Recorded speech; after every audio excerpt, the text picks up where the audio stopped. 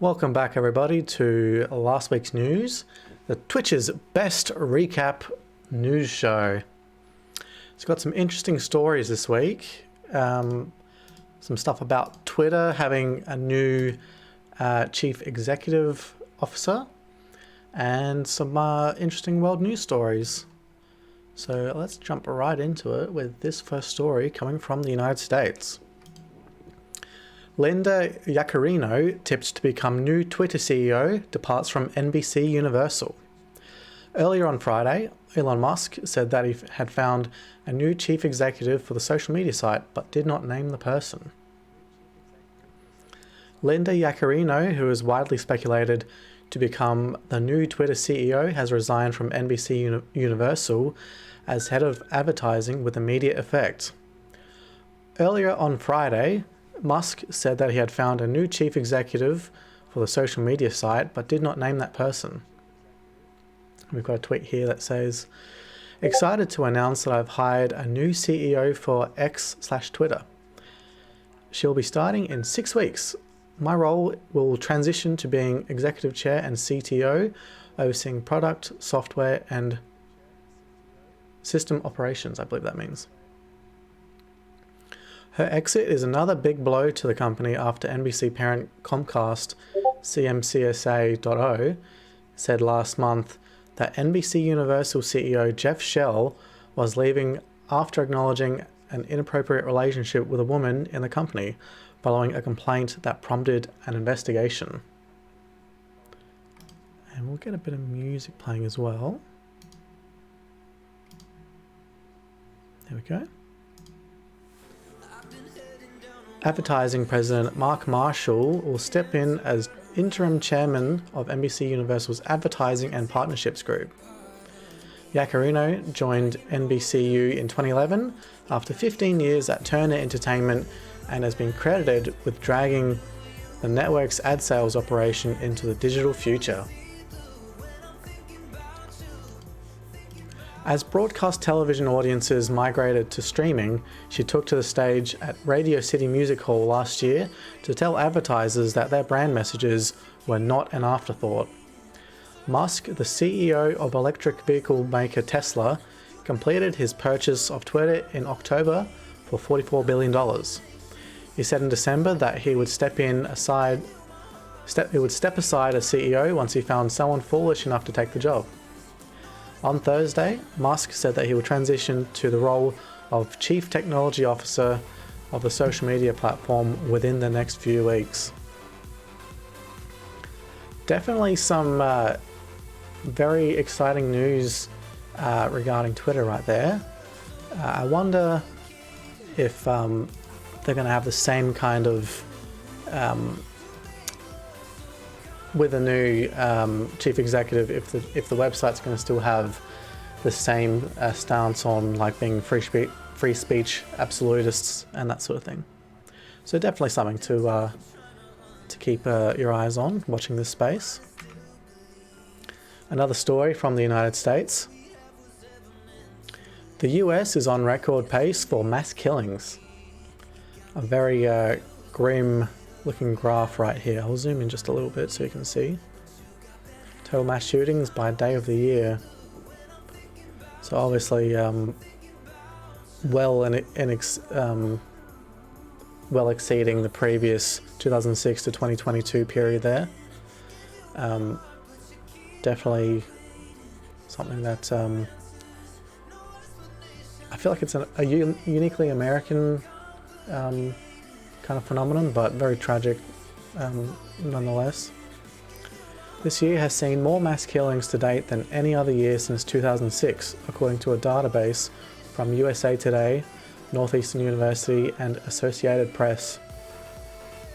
The killings in 2023 have been driven exclusively by gun violence, as all 22 incidents of mass murder this year have involved guns, per Associated Press.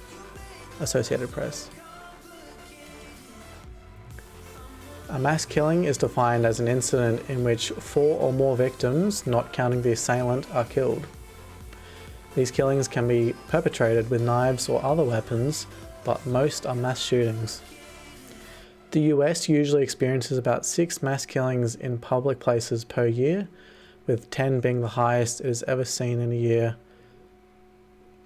James Alan Fox, a professor at Northeastern University who oversees the database, told USA Today. The mass shooting in Allen, Texas this weekend, which would have been a week or two ago, marked the 6th public mass killing of 2023, just over a third of the way through the year. Very, yeah, that's really not good to hear. The US experiences a legion of mass shootings every year, with 2023 already seeing high-profile mass shootings in California, Kentucky, and Tennessee. We can only hope that this number starts to drop. AI tool can predict pancreatic cancer up to 3 years in advance, says study. Researchers have created an AI tool that can identify individuals at high risk for pancreatic cancer up to 3 years before a diagnosis. According to the research published in the journal Nature Medicine, the diagnosis is based solely on the patient's medical records. Let me just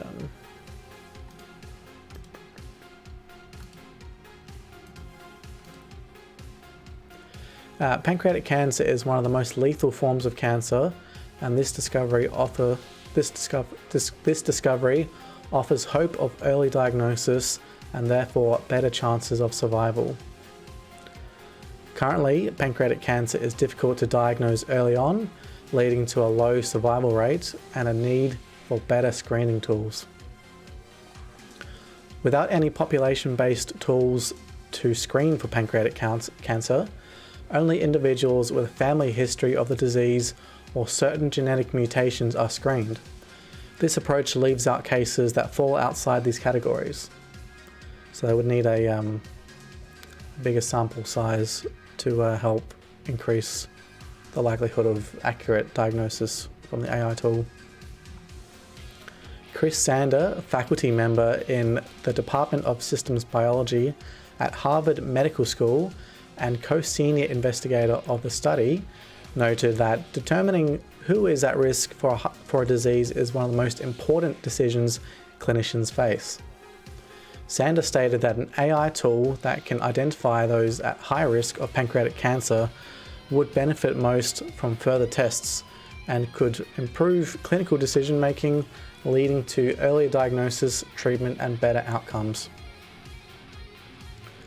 The research team trained the AI algorithm on 2 sets of 9 million patient records from Denmark and the United States. The model used disease codes and the timing of their occurrences to predict which patients were likely to develop pancreatic cancer in the future. Notably, many of the symptoms and disease codes were not directly related to or stemming from the pancreas.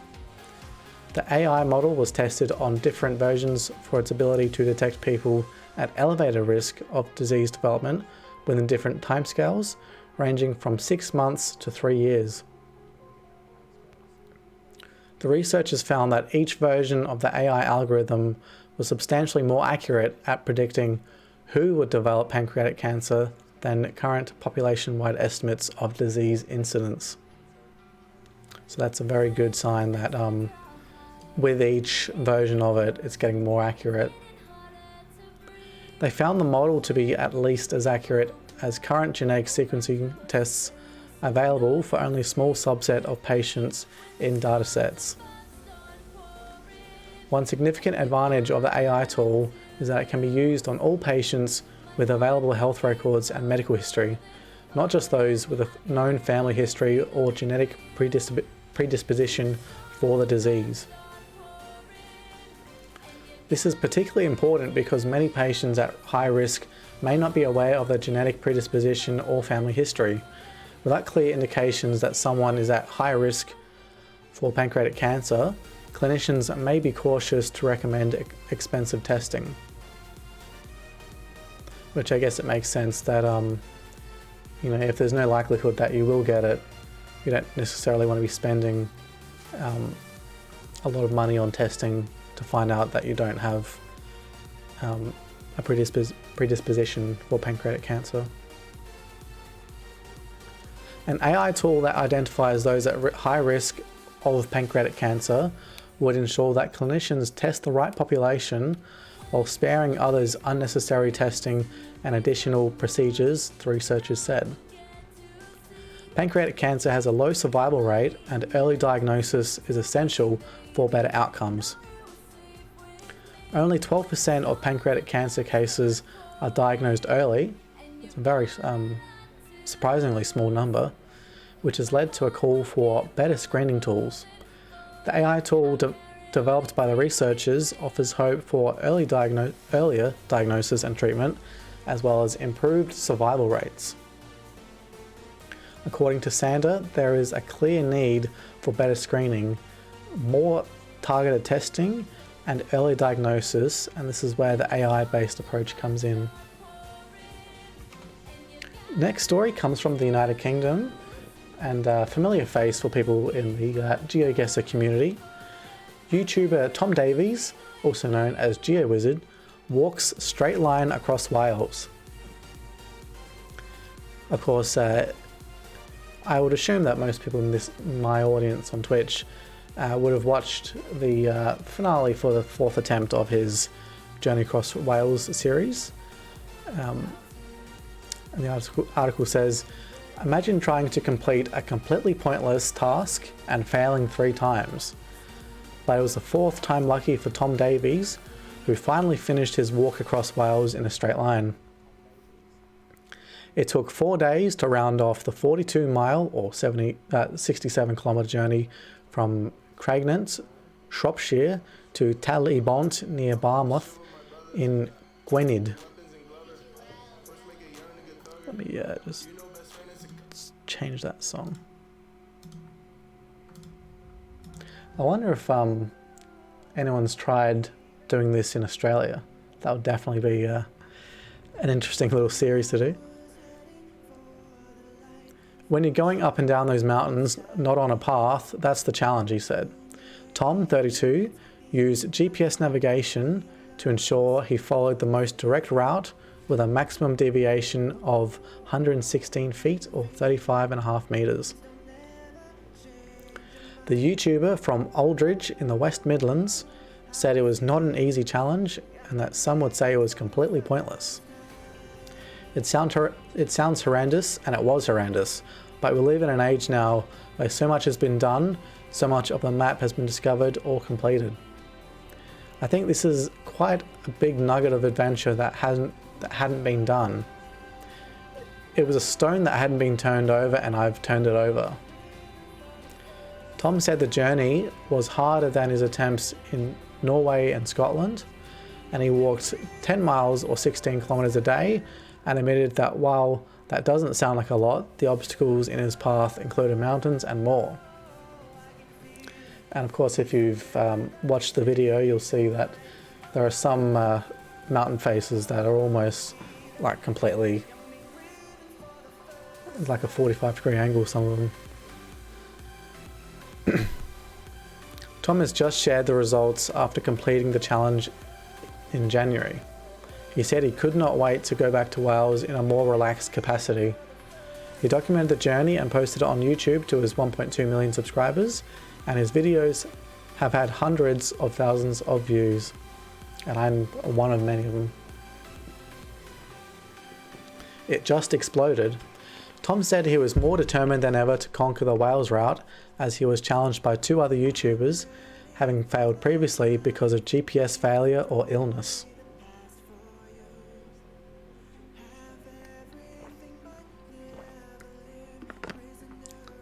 His previous attempts in Wales helped to grow his YouTube audience, alongside videos playing GeoGuessr, a favourite of mine of course, an online game where people have to guess a location via Google Street View. I had about 60,000 subscribers, and it was during the pandemic where people were looking for videos to escape, he said. It was a bit of a gamble, but it was a unique, fun and original idea, and it just exploded. Tom said he wanted to inspire people to get outdoors. One of the main aims is to get people to leave their comfort zone and challenge themselves. He said a lot more people from all over the world were now trying this form of adventure, and they only realized how tough straight line missions were when they got out and did it. I think it's definitely a challenge that's worth replicating, and of course getting people outdoors and learning what the little bits of geography are, and different landscapes around where they live is definitely a great little hobby to pick up, or a little challenge to do if you're going to post it online. Fired TikTok executive says Chinese government had access to app user data. This is quite a very exciting kind of leak, I guess you could say. And in a way it does kind of confirm a lot of people's suspicions about user privacy in TikTok. A former executive fired from TikTok's parent company ByteDance made a raft of allegations against the tech giant, including that it stole content from competitors like Instagram and Snapchat and served as a propaganda tool for the Chinese government by suppressing or promoting content favourable to the country's interests. The allegations were made in a complaint on Friday in the US by Yintao Yu, the head of engineering for ByteDance's US operations, from August 2017 to November 2018. As part of a wrongful termination lawsuit filed earlier this month in San Francisco Superior Court, Yu claims he was fired for disclosing wrongful conduct he saw at the company. In the complaint, Yu alleges the Chinese government monitored ByteDance's work from within its Beijing headquarters and provided guidance on advancing core communist values.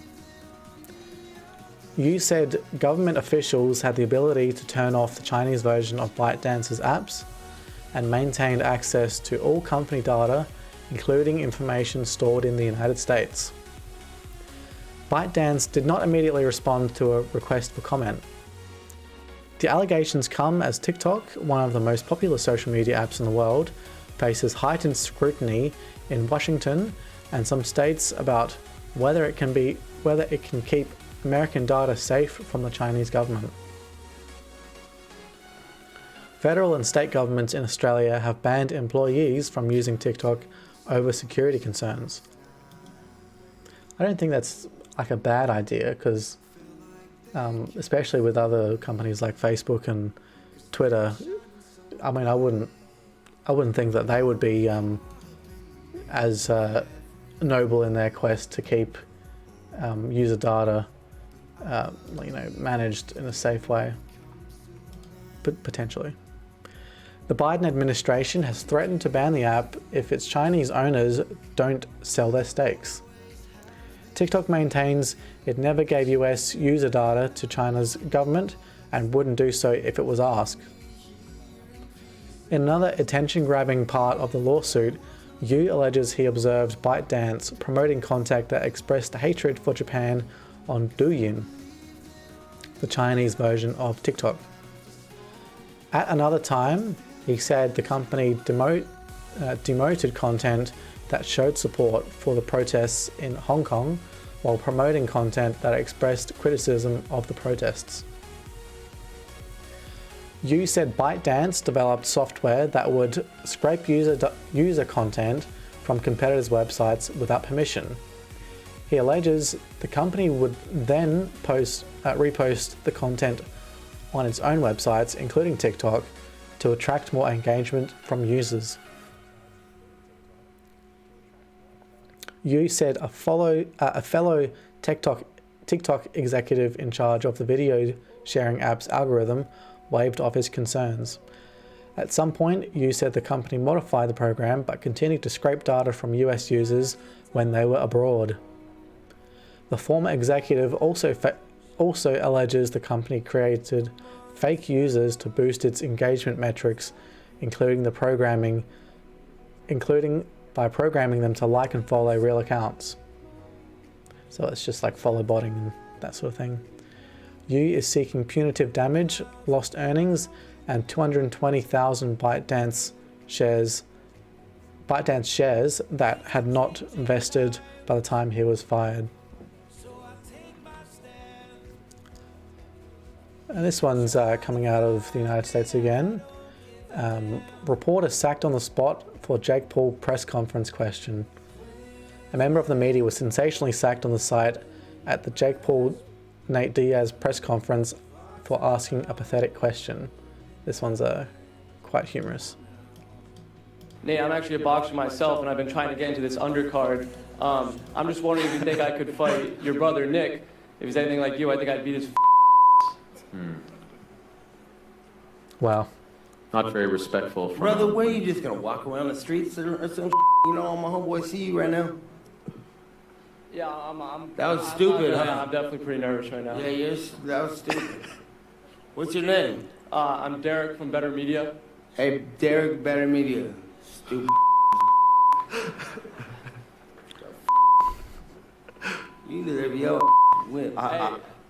He works. He works.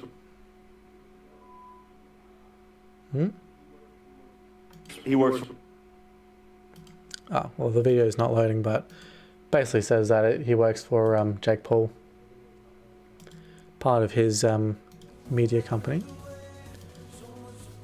Not sure why the video stopped there, but anyways.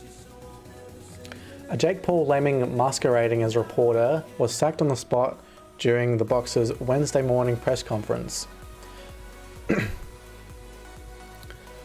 Jake Paul's press conference showdown with UFC icon Nate Diaz turned into chaos when they came face to face ahead of their bout on August 5th in Texas. In a wild media conference at American Airlines Arena, Paul swiped Diaz using a prop monkey, while Diaz at one point stormed out without explanation in the middle of the interviews. He eventually returned for the face-off, saying he simply needed to use the bathroom. Kind of strange. The most headline-grabbing moment was when an employee of Paul's Better Media company attacked Diaz's brother Nick, Nick Diaz. The media member asked, "Nate, I'm actually a boxer myself and I've been trying to get on this undercard. I'm just wondering if you think I could fight your brother Nick." If he's anything like you, I'd beat his fucking ass. Which, you know, if you've seen any of the Diaz brothers fights, you know that they're both like really talented fighters. Diaz was stoic as he processed the bizarre question before telling the reporter to pipe down. "You know, my homeboy see you right now," he told the reporter. "That was stupid, huh? That was stupid. What's your name?" The man responded by saying he was Derek from Better Media. Diaz was scathing in his reply. The reporter said he was definitely pretty nervous. Turns out he should have been more worried about his employment with Paul, cutting in to say he was going to fire the reporter. "He works for my company. I'll handle that later. I'm sorry about that, Nate," Paul told the press conference. UFC referee Mark Goddard rolled his eyes after seeing the exchange. "Absolute clown," he posted on Twitter. Safe to say that Derek would absolutely shit his pants running into Nate or Nick outside of the presser. I think most people probably would. Is this what we've become? A media member abusing and mocking a genuine bona fide fight sport legend. Sometimes we really do bring out the dregs, don't we? The man referred to as Derek then quickly shut himself down. The Paul Diaz fight is finally happening after more than 2 years of verbal barbs being exchanged. Diaz had previously been unable to get out of the contract he still had with the UFC, which he had his final fight probably like 3 months ago now, something like that. And we've got Thomas Fury with Jake Paul. It was their fight a few months ago now as well. The 38-year-old further tossed the bout into uncertainty when he was arrested last month over a viral video where he was seen choking out a man during a street brawl. I mean, that's just the kind of, fighting style that he's got. He's very strong on the ground and a very confident striker as well. But lots of, takedowns and chokeholds, that sort of thing. It'll be Paul's first fight since he lost his unbeaten record at the hands of Tommy Fury in February. Wow, so it's been 3 months since that fight already. A rematch between Paul and Fury was expected to follow until Diaz surprisingly signed to face Paul instead. But the American, speaking at the Miami Grand Prix, insisted that the celebrity boxing rivals will fight again soon. Paul told Sky Sports, "It's going to happen. It's going to happen for sure. I think it will be a great fight. It was entertaining. It was the biggest pay-per-view buys in boxing for the last 2 years, so I think we have to run it back. Tommy is down, and I'm excited for that." Yeah, being related to the Gypsy King himself, yeah, that will definitely be a very exciting and probably high ticket selling rematch, definitely. Another story coming from New Zealand this time. New Zealand's oldest man dies shortly after 107th birthday. Very sad news there.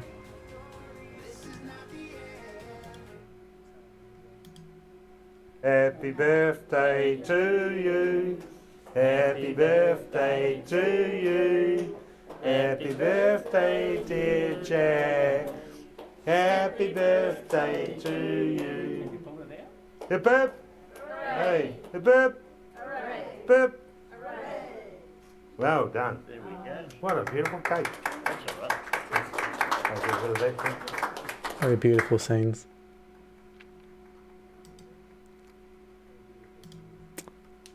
Okay. Cycleways or car parks? Oops. It's a Did not want that to play. 107, that's a strong innings right there. Jack Coe, who recently celebrated his 107th birthday, has died. He was the oldest living man in New Zealand. On Thursday, One News was there as family and friends gathered to share cake, stories and a cold beer.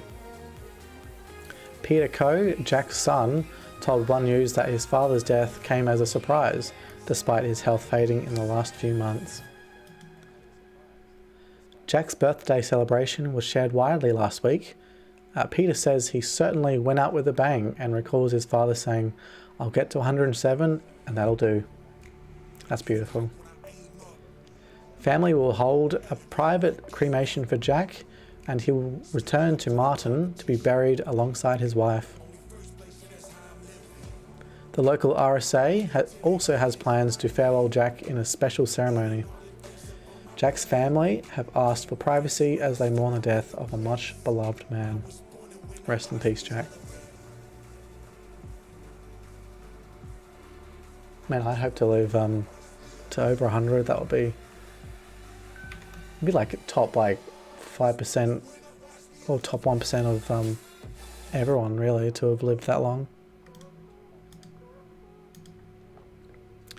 This next story coming from the United States. Warm object that crashed into New Jersey bedroom was a 4.5 billion year old meteorite in excellent condition, experts confirm.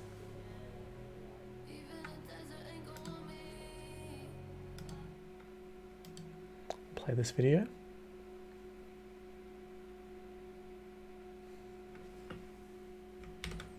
I'll refresh the page.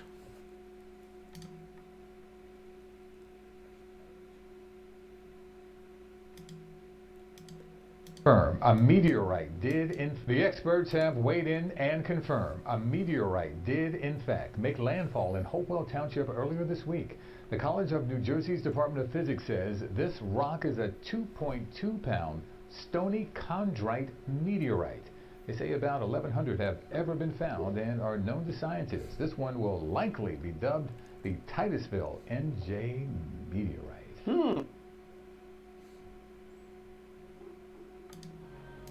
The warm object that crashed through a bedroom roof in New Jersey was indeed a meteorite, experts confirmed Thursday. Nate McGee, a physics professor at the College of New Jersey, said Thursday that the object that recently crash landed into a Hopewell home was a 2.2-pound stony chondrite meteorite that was approximately 4.56 billion years old. I'd be interested to know like what steps they do to actually like find out the age of these meteorites. The meteorite, which local officials described as being about 4 inches by 6 inches, struck the roof of a ranch-style home on Monday. The oblong object went through the roof and ceiling of the home before hitting the hardwood floor, leaving the surface damaged and cracked. Susie Kopp, a resident of the home, told CBS Philadelphia that the meteorite had entered her father's bedroom, but said no one had been injured. The College of New Jersey said that McGee used visual examination, density measurements, scanning electron microscope images, and examination and input from Jerry Delaney, a retired meteorite expert affiliated with the American Museum of Natural History and New Jersey's Rutgers University. That's quite an interesting little process there. The college said in a Facebook statement that the meteorite is likely type LL6, so it is lower in iron than most chondrite meteorites and has been highly metamorphosed by intense heat before entering the Earth's atmosphere. Getting the chance to examine the meteorite yesterday was a rare and thrilling opportunity for me, as well as for a group of physics students and professors at TCNJ, said McGee. We are excited to be able to confirm that the object is a true chondrite meteorite in excellent condition and one of a very small number of similar witnessed chondrite falls known to science. Chondrite meteorites are stony and are formed when dust and grains come together in the early solar system. Hundreds of meteorites fall to Earth each year, according to the Planetary Science Institute, but few are found because they often land in remote areas or in the ocean, or are not seen falling and are not found. According to CBS Philadelphia, only about 1,100 meteorites of this kind have been found and identified by scientists. The college said that the meteorite will be named based on the nearest postal address and will likely be officially known as the Titusville, New Jersey meteorite. That's a pretty good way of naming it. Next story coming out of Africa. Kenya doomsday cult death toll climbs to 201, regional officials says. Forensic experts and homicide detectives from the Directorate of Criminal Investigation sought to examine bodies of suspected followers of a Christian cult named Good News International Church, who believed that they would go to heaven if they starved themselves to death in Shakahola Forest of Kilifi County, Kenya. Shakahola Forest, Kenya, May 13. Searchers for survivors and victims of a doomsday cult in Kenya's Shakahola Forest discovered 22 more bodies on Saturday, according to a regional governmental governmental official. The discoveries bring the death toll of one of the country's worst tragedies to 201. Our forensic team was able to exhume 22 bodies today, but we have not recorded any rescue. Rhoda Onyancha, a regional commissioner, told journalists in the Shakahola Forest in the country's southwest, where the search is continuing. She said one more suspect had also been arrested, bringing the total number of those detained over the deaths to 26. Throughout this week, authorities have been digging up shallow graves scattered through the forest looking for remains and scouring the areas for any survivors, as hundreds of people are still reported missing. That's quite the interesting cult to follow. Could imagine doing that. On Friday, 29 bodies were unearthed, including those of 12 children, which were found in one grave. On Wednesday, a Kenyan court denied bail to Paul Mackenzie, leader of the Good News International Church, who has been accused of ordering his followers to starve their children and themselves to death so they could go to heaven before the end of the world. Absolute insanity. This story is coming from Poland. Law banning many single-use plastics and restricting others introduced in Poland. Of course, this has already happened in South Australia, I do believe.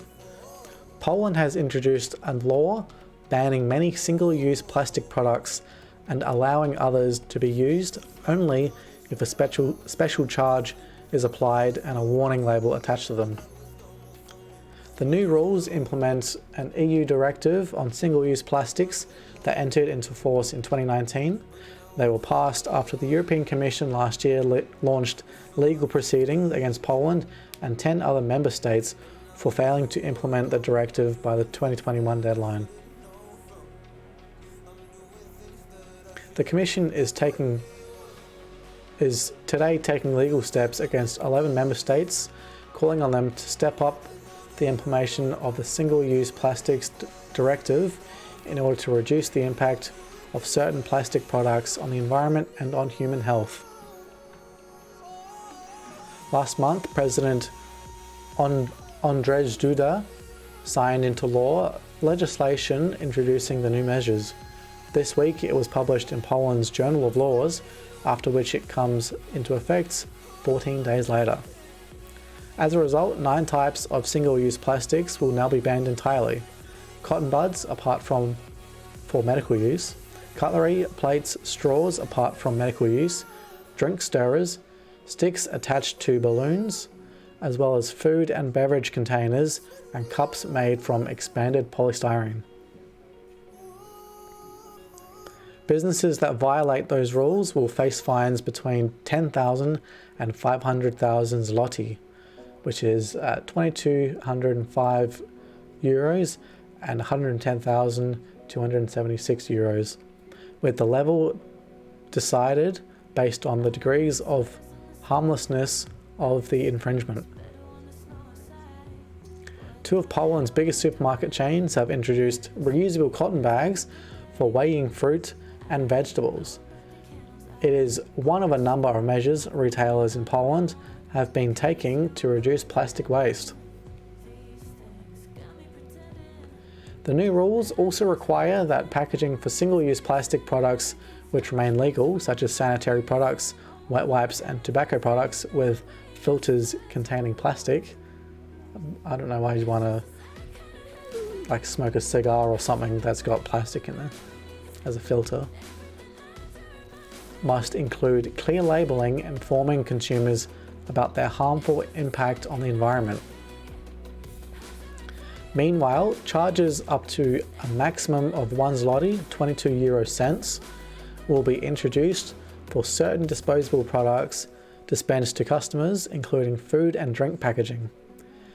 The fee will be added to the price of the product and will be charged by the retail outlet to cover the costs of managing waste generated. Retail outlets will also have to provide customers with a reusable or biodegradable alternative to single-use plastic cups. I mean, I could see that these sorts of changes wouldn't occur naturally through a cultural shift, I don't think.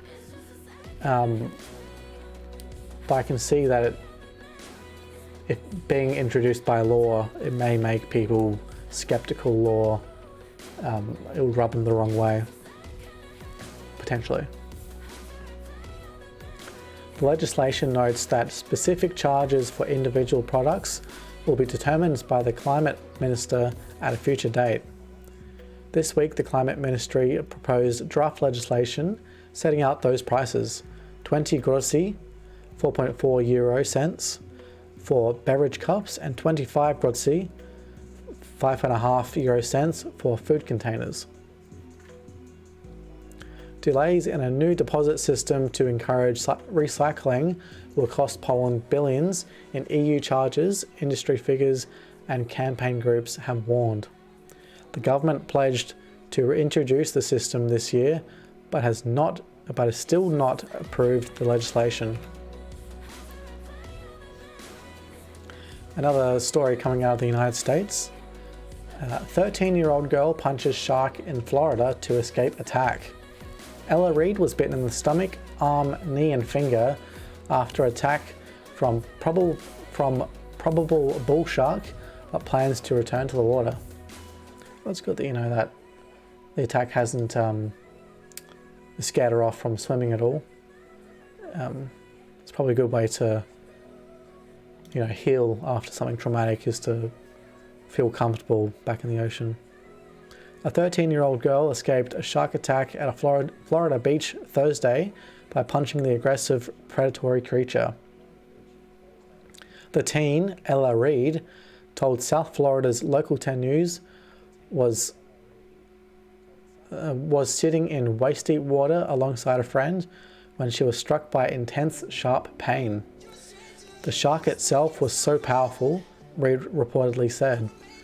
That was what I felt the most because it was hitting my stomach really hard. Reed said that she punched the shark when it came over to her, and while the shark swam away, it returned almost immediately. It wouldn't leave me alone, so I had to use my arm and my hands too. So it got my arm and my finger, Reed told the station. Reed then shouted for her brother and mum. It was insane because she was totally covered in blood, pretty much from head to toe, so she couldn't really see what went on, her mother remarked. She was shaking, but she was calm. That's probably the adrenaline, I reckon.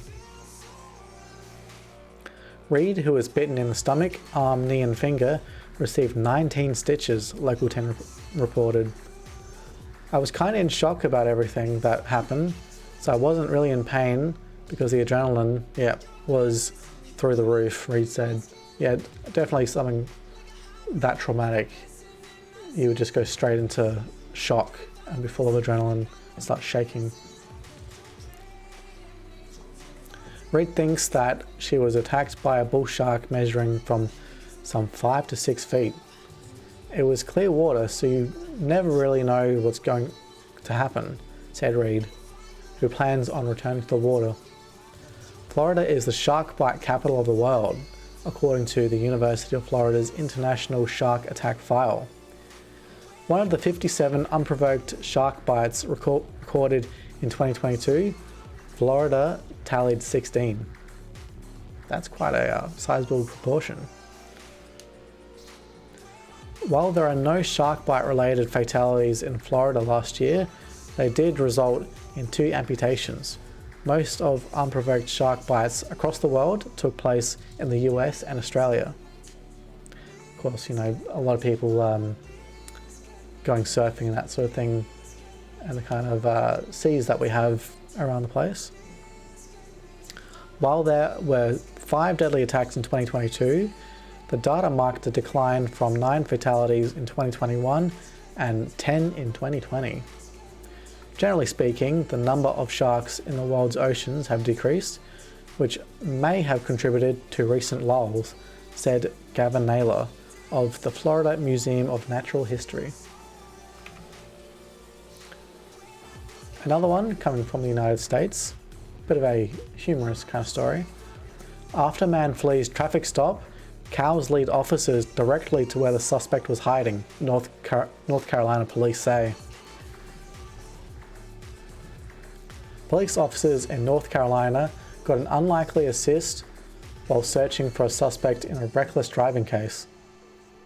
Authorities say a man later identified as Joshua Minton, 34, fled from Boone County police officers during a traffic stop on Tuesday. Minton led the police and deputies from Watayuga County Sheriff's Office on a chase in his car, then abandoned his vehicle and fled into an undeveloped area, Boone police said in a news release. Police weren't immediately able to see where Minton had ran, so they began to search the area and found a herd of cows eager to help. Apparently cows do not want suspected criminals loitering in their pasture, and quickly assisted our officers by leading them directly to where the suspect was hiding, police said in a Facebook post. The cows communicated with the officers as best as they could, and finally just had the officers follow them to the suspect's location. Once he was found, Minton was charged with 1 count of felony fleeing and eluding arrest with a motor vehicle, driving with a license revoked, and disorderly conduct. His next court date is scheduled for June 28th in Watayuga County. In the news release, the police department said the charges wouldn't have been possible without the helpful bovines. In addition to thanking our officers and deputies for putting themselves in harm's way, obviously, we want to express our gratitude to the cows for their assistance, the department said. That's pretty funny. And imagine, going out to try and find someone, and then Carl's like, "Hey, he's over here." And that seems to be the final story of the day. So thank you very much, everybody, for watching this episode 2 of last week's news. I'll be live on Thursday, and we'll be playing GeoGuessr. Same again with Friday GeoGuessr as well. Let's go and find somebody to raid.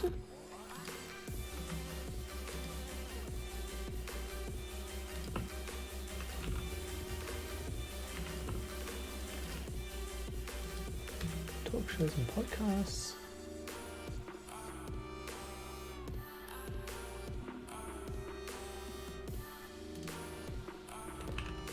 We can find an Aussie.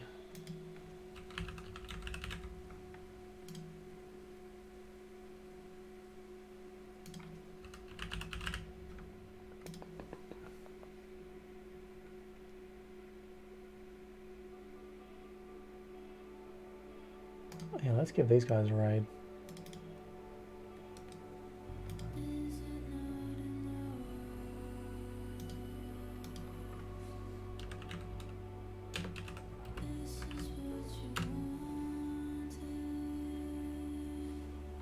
Alrighty, everybody.